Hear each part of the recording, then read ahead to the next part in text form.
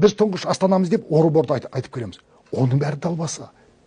Өйткені Орынбор тек 26 жылдың қыркүйегінде ғана кеңес өкіметінің көсемі Лениннің қол қойған жарлығымен Астана болған.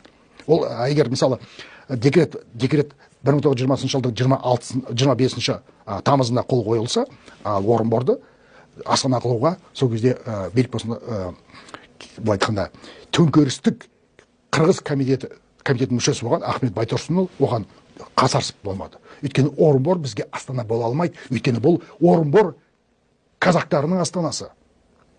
Башқұрт жеріне салынған Орынбор казактарының астанасы. Ол бізге Астана болмайды. Өңгей казактардың ортасына отырып біз елімізді басқара алмаймыз деп қасарысып келіп, ақырында Кремльдің айтқанда діттеуімен ақыры Орынбор Астана болып жерленді. 20 жылдың қыркүйек айында. Ал оған дейін 17 жылдың желтоқсанынан сол 20 жылдың тамызына дейін осы бүгінгі қазақ мемлекетінің тұңғыш астанасы деген қала, ол бүгінгі Семей қаласының Жаңа Семей деген ауданы. Ол 17 жылдың мамыр айына дейін Заречный Слободка деген кент болып аталды. Ол жерде көбінесе қазақтың зиялылары мен көпестері, оқушылары тұратын. Көшелердің атауы сол кезде Алаш көшесі деген сияқты сөйтіп қазақи атаулар болған. Сөйтіп оған Алаш деген атау берілді. 17 жылдың мамырынан 26 жылға дейін сол Алаш қаласы болып келді. Кейін 26 жыл оны Семей қаласының қосып жіберді. Ол қазір Семей қаласының Жаңа Семей ауданы болып тұр. Сол аудан, егер біз оған Алаш деген атауын қайтарып берсек, бұл тарихымызға тағзым болар еді.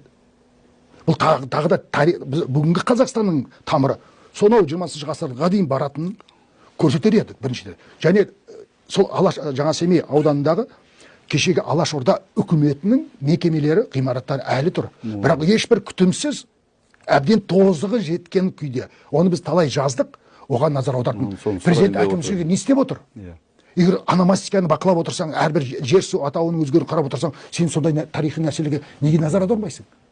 Әйтпесе кеңесші ретінде тарихшыларды, ең болса Алаш танушы ғалымдарды неге тартпайсыңдар? Жоқ, оларға ондай шатағы жоқ.